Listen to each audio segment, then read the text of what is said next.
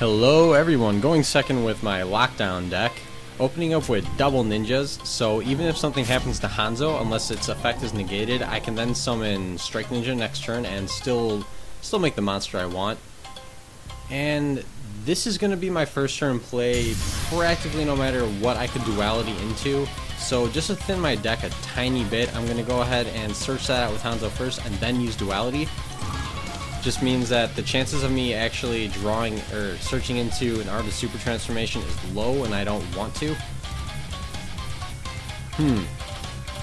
At this point, I'm gonna fill my grave kind of quickly. I have more than enough traps. Maybe 2. I'm gonna go for the duplicity and just plan for the long run, since I already have more than enough traps to do everything I need. And it's bad Yugi's to set anything when attacking into a monster like that. And okay, DD Assailant, that's what I was talking about, that even if they get rid of the Hanzo, I'm still fine because I have a Strike Ninja. And I don't know what they're going to be summoning, although now I'm kind of regretting this pot of Duplicity because they banished Hanzo. But that's okay, I have the Strike Ninja, which I will be sending to the grave anyways. And let's see what kind of deck my opponent's running. It's looking like it's going to be... okay. I was going to say some sort of a DD banish deck, but now it's looking like, okay, it's just going to be a warrior deck. That's cool.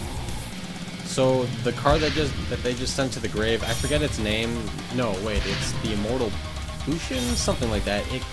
It's kind of like a Treeborn Frog for warriors, and it's a very good card, very underrated and underused.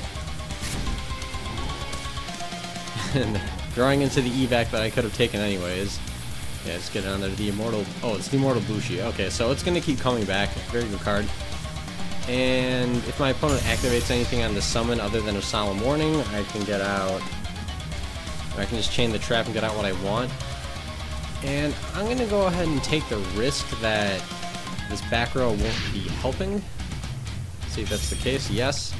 And this allows me to...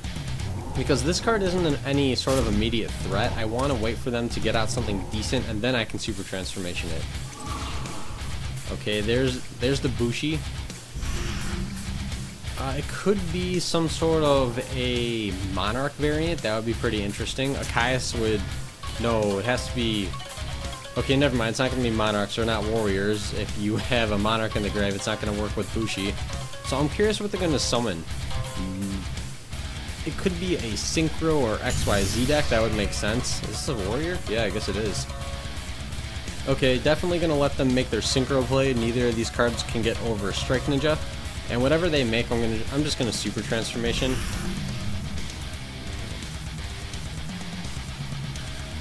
Huh.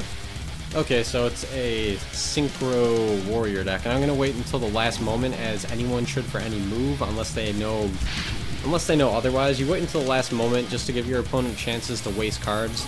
Like if they were to MST before the battle phase and target this, then I could basically go even more plus with it because they wasted an MST and now this wouldn't be destroyed. So it's just small things like that they can make a huge difference in the long run, and you wait for it always.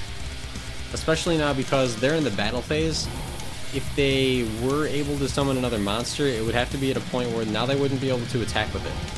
So it's just, again, little things. You're eliminating your opponent's options to do stuff. And... see, so this is just a warrior, that's a dragon. I could go with the Grandmaster right now, but they set a new back row, and I'm gonna play it safe and wait. Especially because I do have lots of back row still. I haven't had to use anything. Huh. Using a Sixth Sense. Okay, that's... yeah, this fits into a lot of different decks. Let's see if I get sacked by this. 1. Getting very not sacked. Wild Heart. That's funny. Using a lot of interesting cards. Curious what else this deck is going to do. Although it's seeming like my opponent doesn't have any really good back row to stop my monsters, so I might summon Hanzo and try to push for game. No, that wouldn't be game. That would be just under. I wasn't expecting it to be this easy. So I didn't want to summon Hanzo, even though it would amount to game my next turn. Wouldn't be very fun anyways. Sometimes it is kind of, seeing a deck like this isn't a deck that you see very often, if ever at all. So sometimes it's kind of fun just to let it play its course and be conservative. So even if you're not going for game outright, you still maintain enough of an advantage that you're going to win, and then you get to see the deck at the same time. I like doing that occasionally. I'll admit I am a kind of conservative player, so. Photon Thrasher, okay, that fits right in. I would be amazed if there's not some sort of an XYZ in this deck that they can go for. I know there are XYZ warrior types, so why not? Well, let's see what kind of a level 6 they make. I am Gravity Warrior.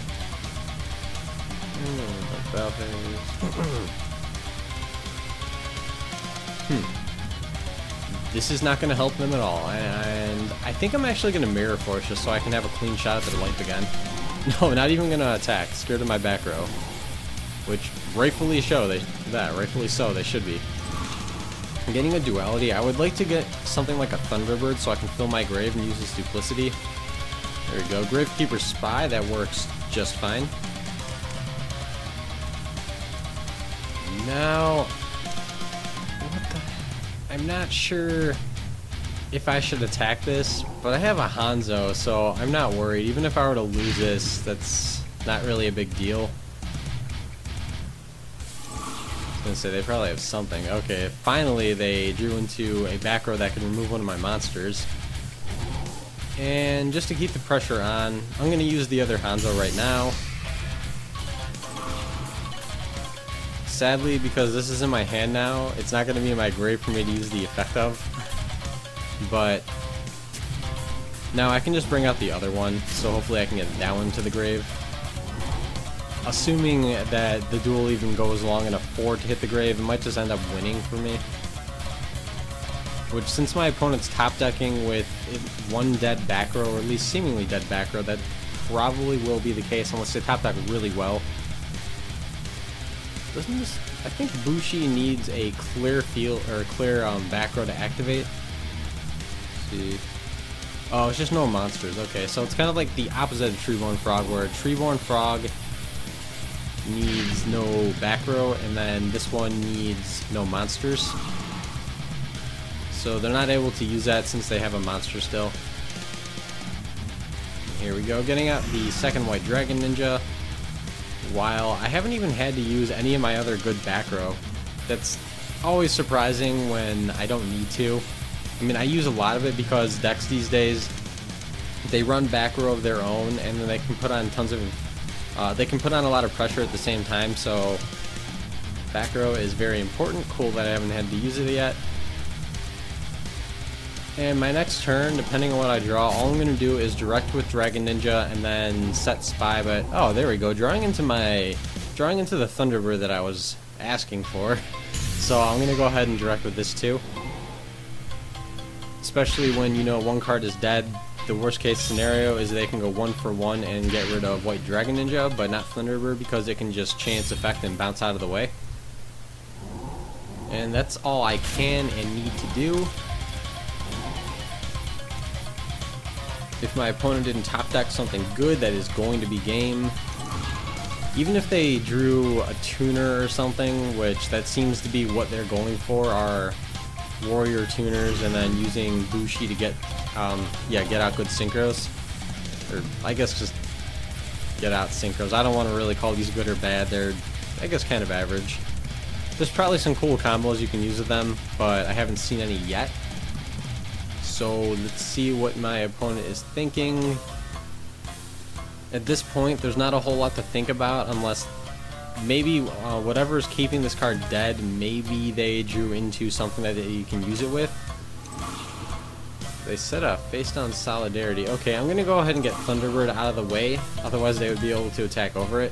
I mean, that's what they were considering, that if they activate anything, I can just get this, I can just banish it right now. And that means that they can't attack with Bushi because they can't get over Dragon Ninja unless they have a lance in their hand or something.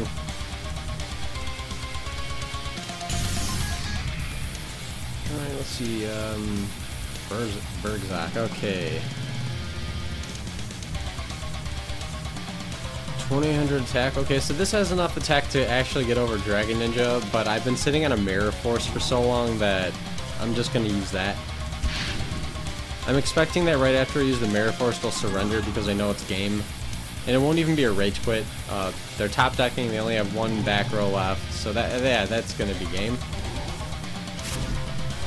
Unless, of course, they're going to let me go for it. Okay, cool. A lot of people, they don't do that nowadays, or I should say they don't do that in general. They see that they're about to lose, so they just hit the surrender button. But I myself, I like to let people, if they gotta win and they're not gonna dick around and play the rest of their cards even though they know they have game, then I let them go for it. So if you enjoyed this video, please comment, rate, subscribe, and stay brutal.